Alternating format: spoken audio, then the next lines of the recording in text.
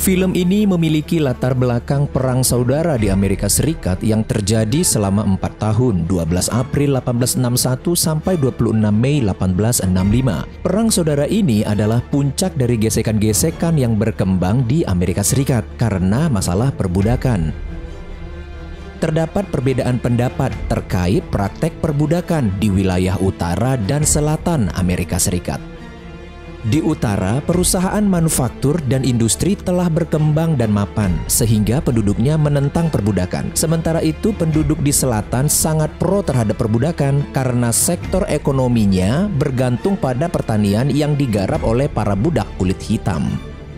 Para penentang perbudakan di utara kemudian membentuk Partai Republik guna mencegah penyebaran perbudakan ke negara-negara bagian yang baru dibentuk. Setelah itu muncul abolisionisme, yaitu gerakan untuk menghapus perbudakan yang semakin membuat penduduk di wilayah selatan meradang. Keadaan semakin memanas saat Abraham Lincoln yang anti perbudakan terpilih menjadi Presiden Amerika Serikat pada tahun 1860. Setelah Lincoln menang, banyak pemimpin selatan merasa bahwa perpecahan adalah satu-satunya pilihan mereka untuk memisahkan diri dari Amerika Serikat dan membentuk negara Konfederasi Amerika. 12 April 1861, Perang Saudara pun pecah.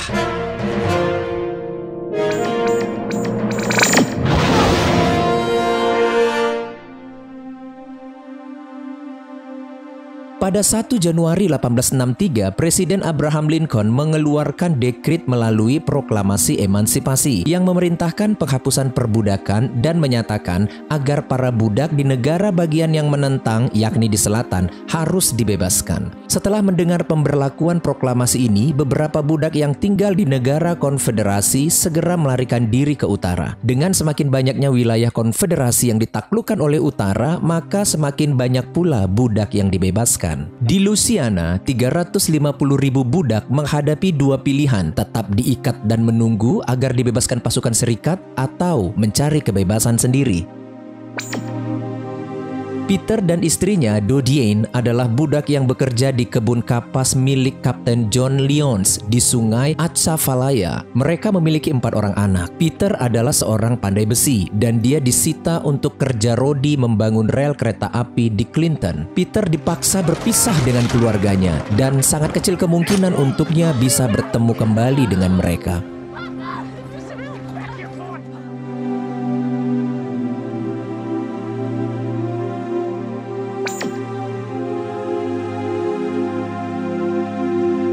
Kamp kerja paksa ini diawasi oleh banyak penjaga yang sangat bengis dan tidak mengenal belas kasihan.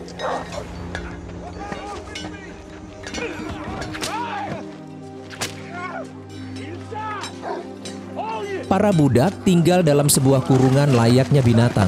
Mereka dipaksa bekerja tanpa kenal lelah, dan mereka yang lemah akan ditembak mati. Beberapa kepala mereka ditancapkan pada tiang untuk membuat takut para budak lainnya. Budak yang mencoba melarikan diri akan dikejar dan dianiaya seberat-beratnya. Para budak hidup dalam ketakutan, bahkan beberapa di antara mereka mulai kehilangan imannya. Where is he? God is with us. Peter mencoba untuk membangkitkan harapan para budak lainnya. Sementara itu, para pengawas yang kejam menggunakan ayat-ayat Alkitab untuk memperalat dan memanipulasi para budak. Peter yang sedikit berani memperlihatkan sikapnya yang agak membangkang kepada para penjaga. Howard dan Leeds sangat tidak menyukainya dan ingin menghabisinya. Lincoln freed the slaves. Secara kebetulan, Peter mendengar para pengawas sedang membicarakan tentang Proklamasi 95 atau Proklamasi Emansipasi yang memerintahkan daerah-daerah selatan untuk memerdekakan para budak, dan sudah banyak budak yang melarikan diri dari selatan menuju ke Baton Rouge untuk menyusul pasukan Lincoln di sana. Peter pun memberitahukan hal tersebut kepada para budak lainnya. Slaves are free. Beberapa di antara mereka mulai berencana untuk melarikan diri. Perjalanan yang akan ditempuh menuju Baton Rouge membutuhkan waktu 5 hari, dan itu harus melalui rawa-rawa yang sangat berbahaya.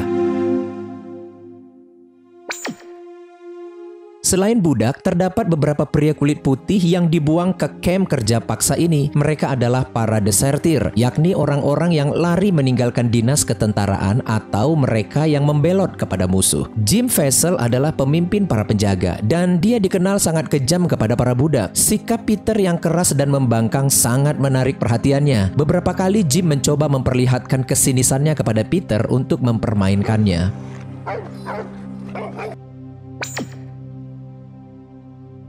Pada suatu ketika, Howard dan Leeds mendapatkan kesempatan untuk membunuh Peter. Peter curiga melihat sikap mereka berdua. Sambil tetap waspada, Peter terus menjalankan perintah mereka. Howard dan Leeds ingin memanfaatkan suara ledakan dinamit untuk membunuh Peter.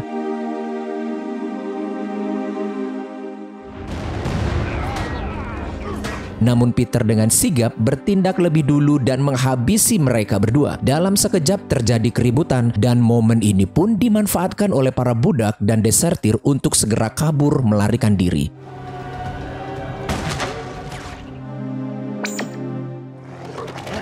Jim, para penjaga, dan anjing-anjing pelacak pun segera memburu mereka yang melarikan diri.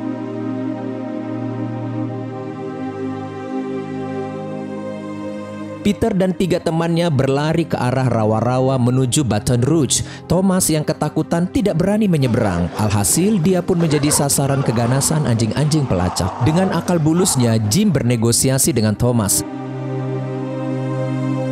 Setelah mendapatkan informasi dari Thomas bahwa mereka berencana akan kabur menuju Baton Rouge, Jim pun menghabisi Thomas.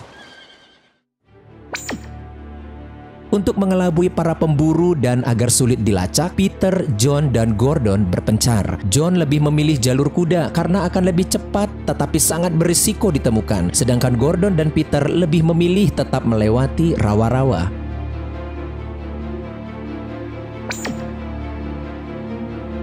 Kebetulan Peter menemukan rumah seorang pemilik perkebunan. Kehadirannya diketahui oleh seorang anak kecil. Sambil berteriak, si anak kecil tersebut membunyikan lonceng. Jim segera datang dan kembali mengejar Peter. Peter kembali kabur dan menghilang di rawa-rawa.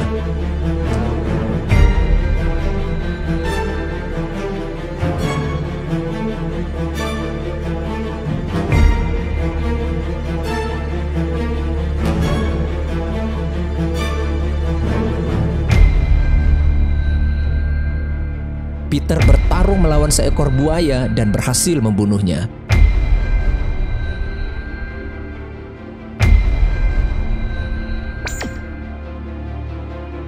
Banyak lintah yang menempel di badannya. Istri dan anak-anaknya tetap berharap pasti akan bertemu Peter kembali.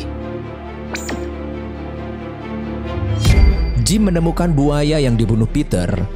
Jim ini sejak kecil dididik oleh ayahnya untuk membenci orang-orang negro. Ayahnya mengatakan agar jangan pernah beri kesempatan sekecil apapun untuk mereka.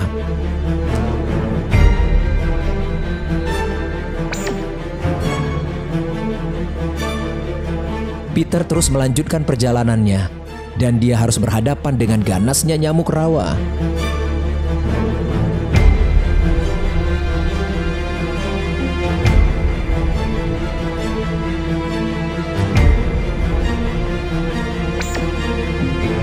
Peter menemukan sebuah pondok di tengah rawa yang baru saja ditinggalkan pemiliknya.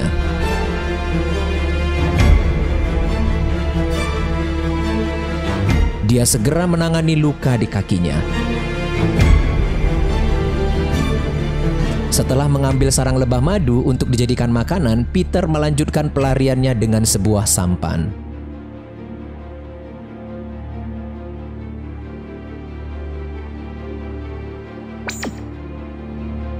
Dodien diberitahu kalau dia akan dijual oleh Kapten John Lyons ke pemilik baru dan diberikan suami baru. Otomatis dia akan berpisah dengan anak-anaknya.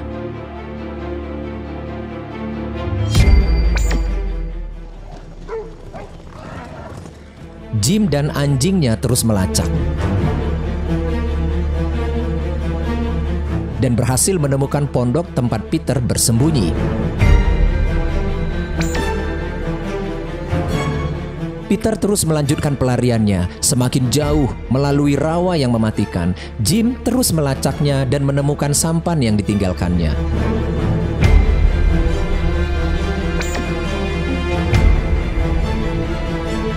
Peter bertemu kembali dengan John. Para pemburu semakin dekat menyusul mereka. Peter menggosokkan bawang ke seluruh tubuhnya yang kebetulan didapatkannya tumbuh di rawa. Mereka bersembunyi.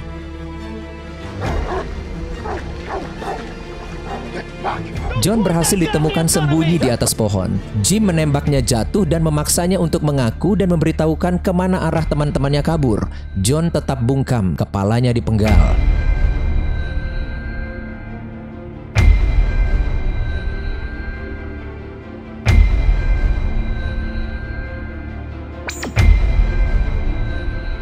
Dodien dan anaknya menyusun rencana agar dirinya tak jadi dijual.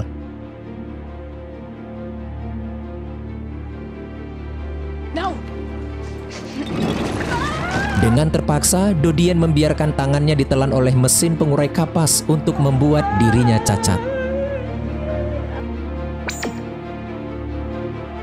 Peter secara kebetulan menemukan sebuah rumah besar yang sedang terbakar milik seorang pemilik perkebunan dengan mayat-mayat yang bergelimpangan. Sambil mencari apa yang bisa dimakan dan sesuatu untuk melindungi dirinya, Peter menemukan bocah berkulit hitam sedang sekarat.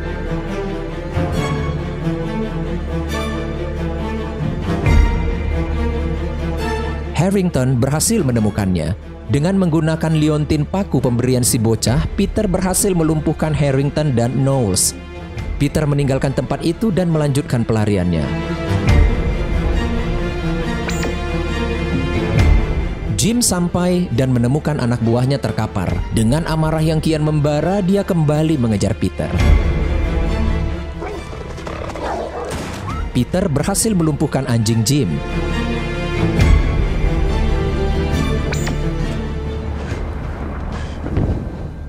Peter berhasil sampai di pesisir Baton Rouge yang penuh dengan puing-puing peperangan dan mayat-mayat korban pertempuran.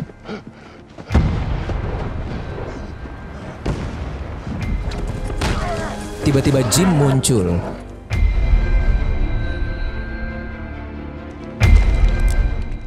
Beg.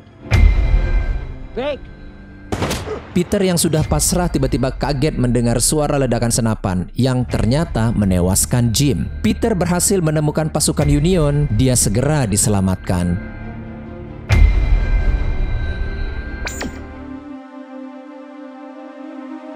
Di kamp tentara pasukan Union, dia menyaksikan dengan matanya sendiri bagaimana orang kulit hitam dan orang kulit putih bekerja bersama-sama dalam kesetaraan.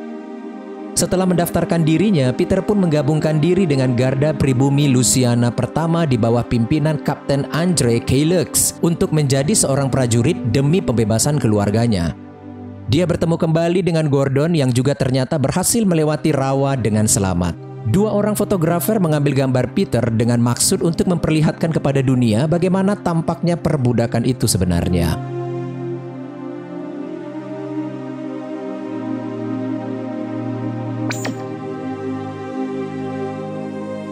Kapten Cailloux dan Peter menghadap Jenderal William Dwight. Dari Peter, mereka mendapatkan informasi bahwa pasukan konfederasi sedang membangun rel kereta dan memiliki meriam dengan ukuran besar serta serdadu yang cukup banyak dan menggali parit-parit yang sangat dalam siap untuk bertempur. Peter juga mengungkapkan bagaimana dia dulunya terus bertekad untuk berjuang. Dia sering sekali dipukuli, dicambuk, diikat, dijual, dibuang ke dalam sumur, namun dia tetap melawan. Sekalipun badannya diiris-iris, lehernya dibakar, tulang-tulangnya acap kali dipatahkan, dia tidak pernah menyerah.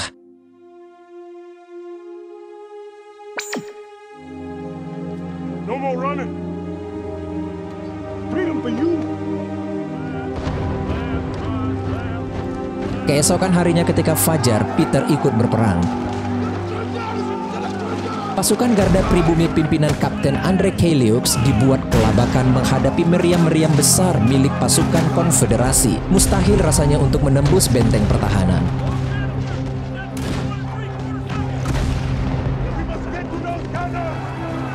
Namun dengan semangat juang yang tinggi dan berani mati demi pembebasan bangsa kulit hitam, pasukan Garda Pribumi bangkit dan terus menerobos dan berhasil menduduki benteng pertahanan selatan.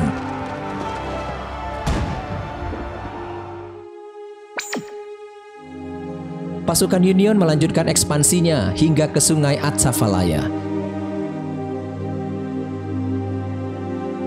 Peter bertemu kembali dengan keluarganya.